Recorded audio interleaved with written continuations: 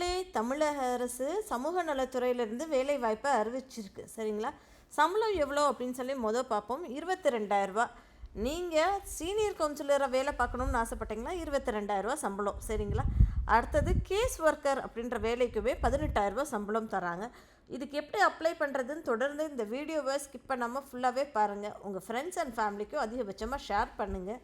சேனல்லையும் மறக்காமல் சப்ஸ்கிரைப் பண்ணிக்கோங்க. வாங்க வீடியோக்குள்ளே போகலாம். அரியலூர் மாவட்டத்தில் குடும்பம் மற்றும் பொது இடங்களில் வன்முறையால் பாதிக்கப்படும் பெண்களுக்கு தேவைப்படும் அவசர மீட்பு, மருத்துவ உதவி, மனநல ஆலோசனை, காவல் உதவி, சட்ட உதவி, தற்காலிக தங்குமிடம், உணவு ஆகியவற்றை வழங்கி அவர்களை பாதுகாக்க சமூக நலத்துறையின் கீழ் சகி அப்படின்னு ஒருங்கிணைந்த சேவை மையம் அப்படின்னு சொல்கிறாங்க. ஓகேங்களா? சகி அப்படின்றது ஒருங்கிணைந்த சேவை மையம்.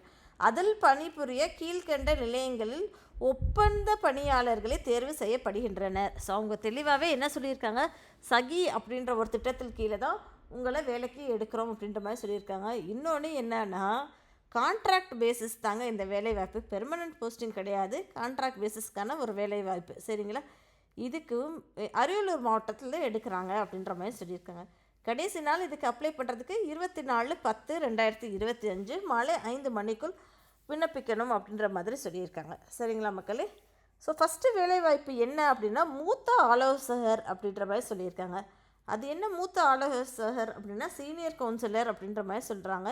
ஒரே ஒரு வேக்கன்சி இருக்குது. கல்வி தகுதி என்ன அப்படின்னா, மாஸ்டர் டிகிரி முடிச்சிருக்கணும். சோஷியல் ஒர்க்கில், கவுன்சிலிங் சைக்காலஜியில் இல்லை டெவலப்மெண்ட் மேனேஜ்மெண்ட்டில் மாஸ்டர் டிகிரி முடிச்சிருக்கணுன்றது எதிர்பார்ப்பு. வயது 23 வயதுலேருந்து 40 வயதுக்குள்ளே இருக்கணும்ப்பா அப்படின்றது சொல்லியிருக்காங்க. வேறு ஏதாவது தகுதி அப்படின்னு கேட்டிங்கன்னா, 2 வருடத்திற்கு மேலாக குடும்ப நல ஆலோசனையில் முன் அனுபவம் பெற்றிருக்க பெண் பணியாளராக இருக்க வேண்டும் அப்படின்ற மாதிரி சொல்லியிருக்காங்க. சரிங்களா? பெண் பணியாளர் தான் எக்ஸ்பெக்ட் பண்ணுறாங்க. அரியலூர் மாவட்டத்தை சார்ந்தவராக இருக்க வேண்டும் அப்படின்ற மாதிரி சொல்லியிருக்காங்க. தொகுப்பு ஊதியம் 22,000. சரிங்களா மக்களே? அடுத்த ஒரு வாய்ப்பு என்ன அப்படின்னா, பதவி கேஸ் ஒர்க்கர் அப்படின்ற மாதிரி சொல்லியிருக்காங்க. அதாவது வழக்கு பணியாளர் அப்படின்ற மாதிரி சொல்லியிருந்திருக்காங்க. 2 காலி இடங்களை நிரப்புறதுக்கான ஒரு வாய்ப்பு தாங்க இது. கல்வி தகுதி நீங்கள் பேச்சுலர் டிகிரியோ இல்லை மாஸ்டர் டிகிரியோ சோஷியல் ஒர்க்லேயோ இல்லை கவுன்சிலிங் சைக்காலஜிலேயோ இல்லை டெவலப்மெண்ட் மேனேஜ்மெண்ட்லேயோ எதிரையோ படிச்சிருக்கணுன்றது சொல்கிறாங்க.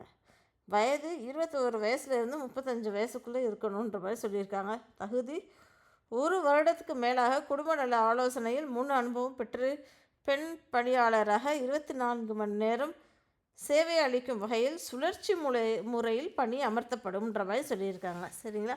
ஸோ ஷிஃப்ட் பேசிஸில் வேலை இருக்கும். 24 மணி நேரம் ஜாப் ரொட்டேஷனில் ஷிஃப்ட் பேசிஸில் கொடுப்போம் அப்படின்ற மாதிரி சொல்லியிருக்காங்க. அரியலூர் மாவட்டத்தை சார்ந்தவராக இருக்க வேண்டும்ன்றது சொல்லியிருக்காங்க. தொகுப்பு ஊதியம் எவ்வளோ அப்படின்னா 18,000. அடுத்த ஒரு வாய்ப்பு என்ன அப்படின்னா, பல்நோக்கு பணியாளர் அப்படின்ற மாதிரி சொல்லியிருக்காங்க. அது என்ன அப்படின்னா, மல்டிபர்பஸ் ஹெல்ப்பர். ஒரே ஒரு காலி இடத்தை தான் நிரப்புகிறாங்க. கல்வி தகுதி நீங்கள் 10th படிச்சிருந்தாலே போதும்.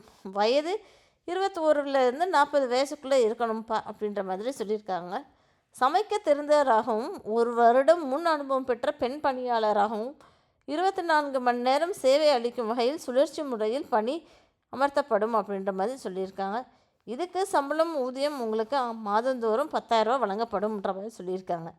சரிங்களா? இந்த நீங்கள் வியூ பண்ணணுன்னு ஆசைப்பட்டீங்களா, லிங்க்கை நான் உங்களுக்கு டிஸ்கிரிப்ஷன் பாக்ஸில் கொடுத்துட்றேன். ஓகேங்களா? அதை போய் செக் அவுட் பண்ணி பாருங்கள். இல்லை அப்படின்னா https://ariyalur.nic.in அப்படின்ற ஒரு இணையதளத்தில் போய் பதிவிறக்கம் செய்து கொள்ளலாம் அப்படின்ற மாதிரி சொல்லியிருந்திருக்காங்க.